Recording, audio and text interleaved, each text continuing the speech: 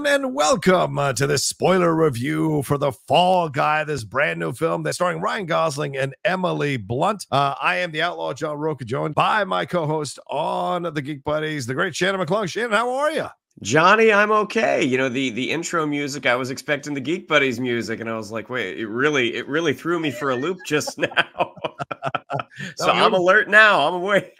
We can't do 4 Geek Bites in a row. You know what? We got to break it up a little bit. So that's a geek meal. But speaking of a full meal, what a full meal of a movie here, directed by David Leitch. I guess a reboot of the original Fall Guy series that I grew up watching with Lee Majors and Heather Thomas and assorted other actors. And I was really surprised that they were doing a movie based on this IP.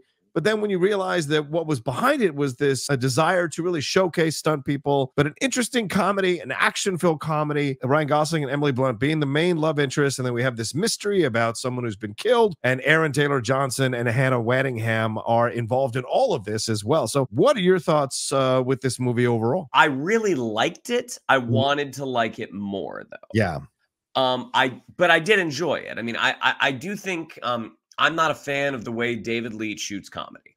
I mean, that's something I'm just starting to understand. Like, I thought Deadpool 2 was a real step down from Deadpool 1. Yeah. Bullet Train, the comedy just didn't land for me. And I was excited for Bullet Train. And this one, there's a lot of good moments. Like overall, like this is a solid B+ for me. The movie's very inside baseball with the industry. Sure. But from the beginning, I'm just like, Leitch, I just don't jive with the way that he shoots comedy. And that's no reflection on the script, no reflection on the actors. I mean, I think all the actors did a really, really good job. Ryan Gosling and Emily Blunt, their comedic chemistry is just through the roof. And I think Gosling kind of has chemistry with everybody. Yeah. But the two of them together, they were just fantastic. It was just such a fun story. But there were those moments that I'm like, man, I feel like I was starting to look around. I'm like, is the pacing off for anyone else? Yeah. I feel like this should be moving a little faster. But that being said, I did really enjoy it. And my wife loved it. She was just like, when this is on streaming, she's like, I will pop this on whenever and just enjoy it. I also think this is one of the examples of some great moments, some great comedic moments were in the marketing that didn't make it into the movie. In that first trailer, she's like, I could smack the shit out of you. I really could. I'm like, that is a great exchange. Yeah. And it was nowhere to be seen. But that being said, it was a lot of fun. I mean, that whole third act, I mean, it was just such a fun time. People in my theater loved it. I mean, it was definitely one of those instances of, did I not get the right glasses? Are you all seeing something that I didn't? But I did enjoy it. Yeah, I will say this. I enjoyed it, but I wanted to love it. And I wanted to walk out of the theater going, yeah, man, that's a great film. Yeah, but I didn't feel that way. I felt like this was an enjoyable afternoon movie for me to go see. And that's what I felt. It's very lightweight. It's very frivolous. The stakes aren't really that high. They never really get that high. The romance between Ryan Gosling and Emily Blunt is previewed in the film at the beginning of the film. Then it goes wayward when that accident, quote unquote accident, happens. And they get back together so quickly that you kind of lose the fact that he's got to win her back in a way, because she's already in his car by the end of the day that he showed up there. So to me, that's where I was like, well, you got to make her a little bit more unattainable. You got to make this a little bit more difficult. So it seemed to meander in the middle. I thought the opening was very promising. And then it kind of became like, let's stretch the bounds of believability with some of the stuff that we're doing. And then when it gets to the set, the fact that Winston Duke is the guy they're after and he can wander around the set until they set up all these explosions for the finale, I thought was really unbelievable. And the amount of ways that he got out of those situations was just kind of ridiculous. But that being said, the staging of the action was incredible, so exciting and delightful, and took you along with it. And even the fight in the dumpster or whatever that thing was, where they're essentially doing a Fast and Furious down the road there from Fast and Furious Fast 5, I thought worked really well and was fun. Stephanie Hsu had a nice glorified cameo in the movie for what she got to do. But I liked the humor, and I thought the humor worked really well because the chemistry between Gosling and Blunt was so well. Winston Duke, though, kind of stood out because it wasn't I don't know. I'm not trying to say you need to flesh out the character, but I didn't sense like there was a real reason to have Winston Duke in the movie because they didn't really give him much to do other than maybe that fight scene. And it seemed weird that he would hire a guy and behind the director's back at the producer's urging. It's those kinds of things that they asked you to believe a little too much that would not have made any sense in reality. So in a way, it was ridiculous in a way that at times undercut the movie rather than elevating in the movie and making it more fun.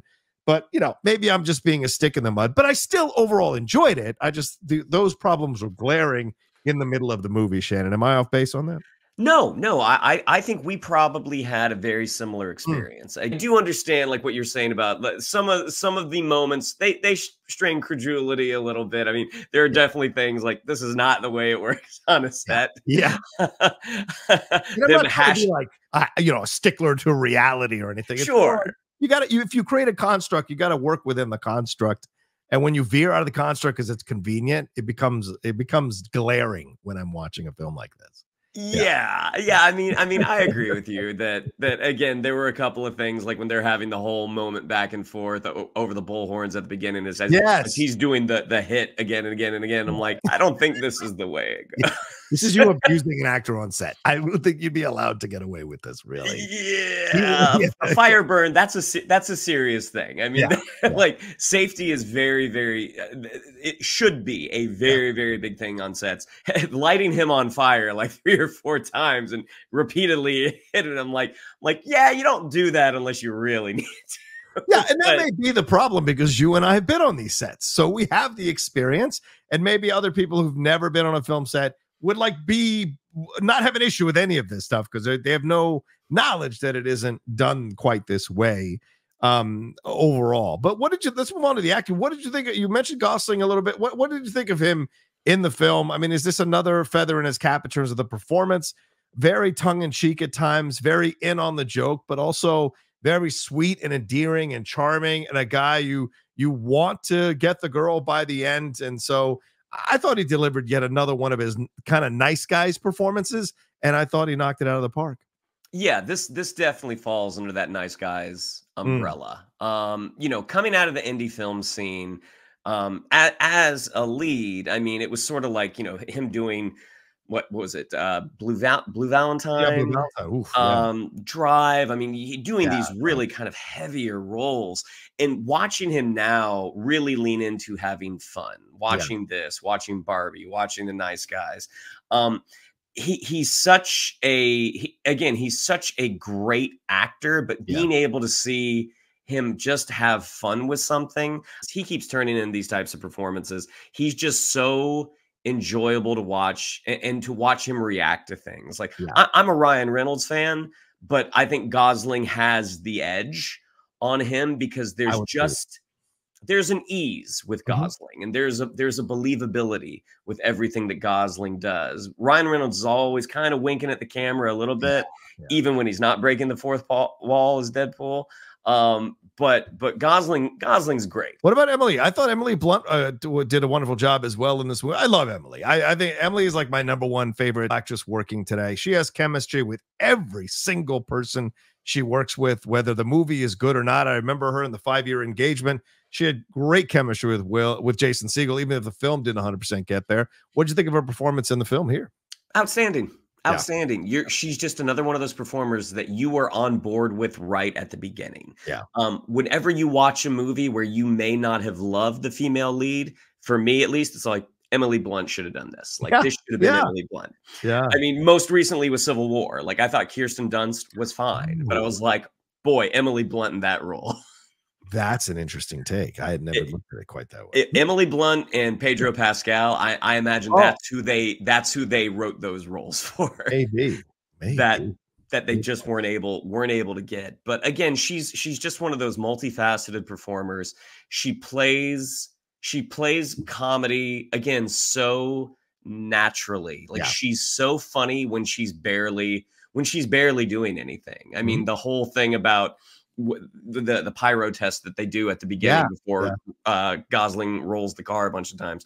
Like watching her reactions and like looking at the dual blaster dagger thing. She's like, how many did you make? 2. Okay, 100. Oh, I mean, she again is just one of those natural talents who I've never seen a bad Emily Blunt. I've never seen an average Emily Blunt performance. Emily Blunt's always great. Yeah. And she got a chance to shine. She had that great karaoke moment with Against All Odds. I thought that was really great.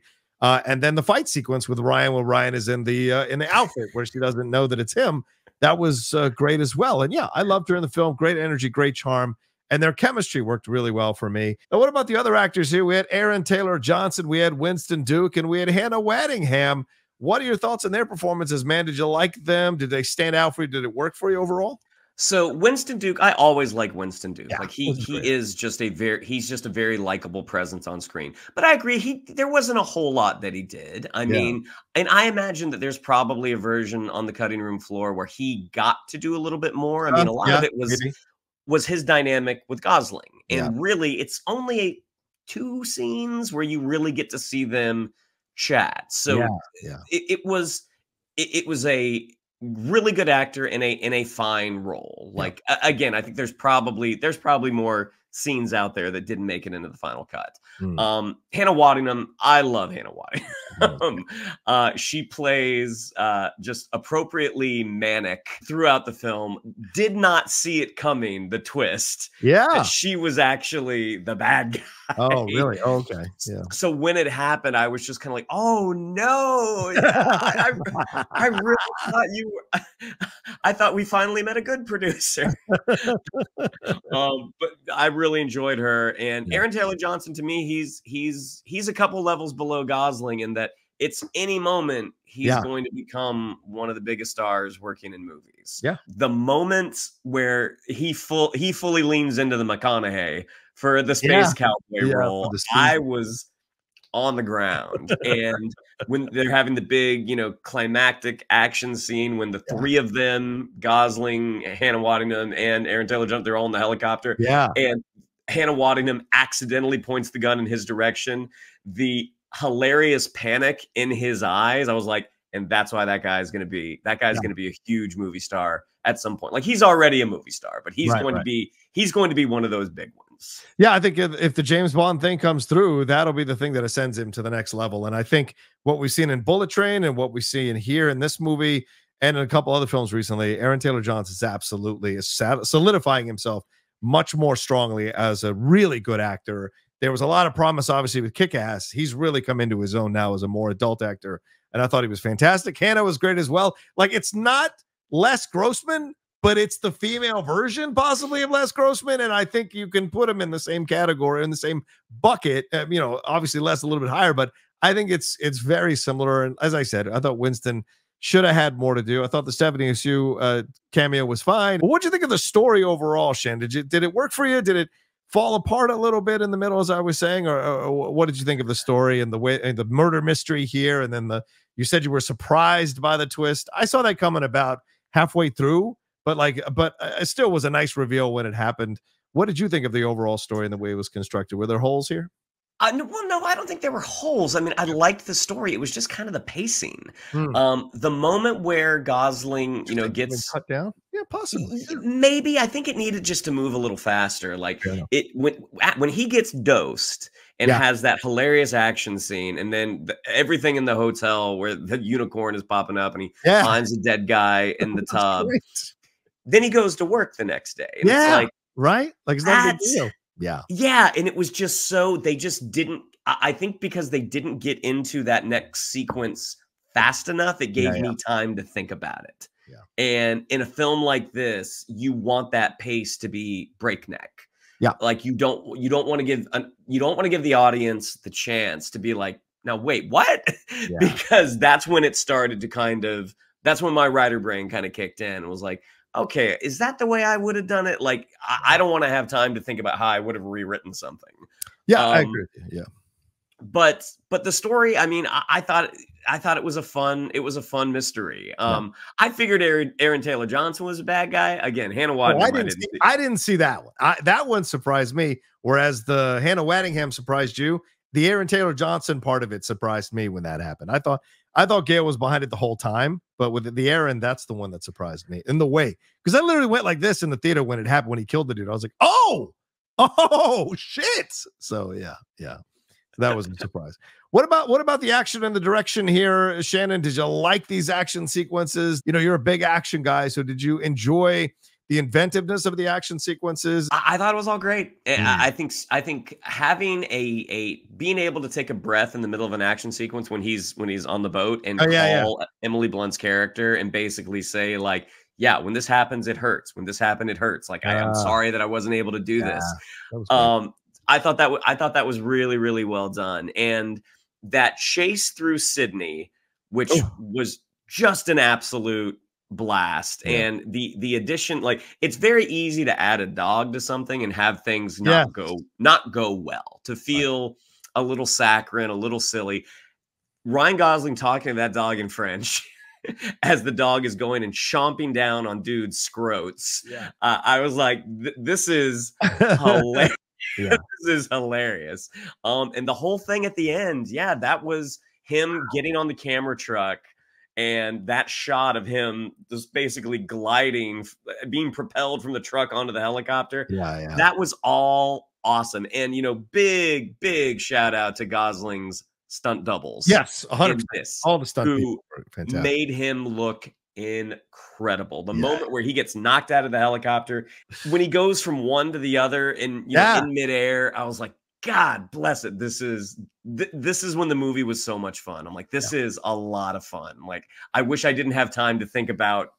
I wish I didn't have time to think about things a little bit more, because the movie is a blast. Again, I think there were some pacing issues, and I look at the way David Leitch shoots comedy, and I'm like, there was a funnier way to do a lot of these jokes, even though the jokes were funny.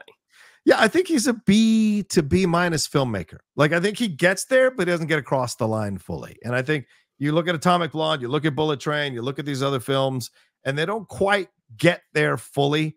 And he has yet to make one that's a full, complete, fantastic film that works on all cylinders. So, and I love the action sequences, though. They were so much fun. They're a huge part of why you enjoy the movie, are the action sequences, the great stunt performers, the inventiveness of the action sequences, and of course, they absolutely accomplished this love letter to stunt performers, which I thought was really great to see. Let's wrap up with your final score on this one, Shannon. Out of 5, where do you put this one in terms of cowboy hats? How about that? How many cowboy hats you give this? I'll go with the cowboy hat rating. This is a 4. This is a 4. Yeah, I would agree with that. 4, bordering maybe to 3.75, but yes, a 4 overall, because I certainly walked out of the theater feeling happy, but not 100% satisfied. So I would agree with that. 4 cowboy hats out of 5. All right, well, there's our spoiler review there for The Fall Guy. Thanks so much for watching it or listening to it on the Outlaw Nation Podcast Network. We appreciate you all madly. And Shannon, where can they find you and everything got going on, my man? On Twitter at Shannon_McClung, on Instagram at Shannon the Geek Buddy, and you can see me twice a week right now. Not this week, but twice a week normally with Mr. Johnny Rocha and Mr. Michael Vogel on the Geek Buddies when we're reviewing X-Men 97 and our main show. And The Acolyte comes out next month, so I imagine we might be doing one of those as well. We'll be tackling that as well for sure. And if you want to hear our thoughts on the Superman costume, that video is up now with me, Shannon, and Michael doing a Geek Bites talking about that as well. Thanks so much for watching. You can follow me at The Rocha Says on Twitter, Instagram, and TikTok, The Outlaw Nation on Twitch. Subscribe to the channel down below. Hit a like on this button and leave your comments about the movie. What'd you think about the film? What worked for you? What didn't work for you? Are we being too harsh, or are we on the money? Let us know down in that comment section below. All right, y'all, take care of yourselves. Be well, and we'll talk to you next time with another brand new spoiler review here on the Outlaw Nation.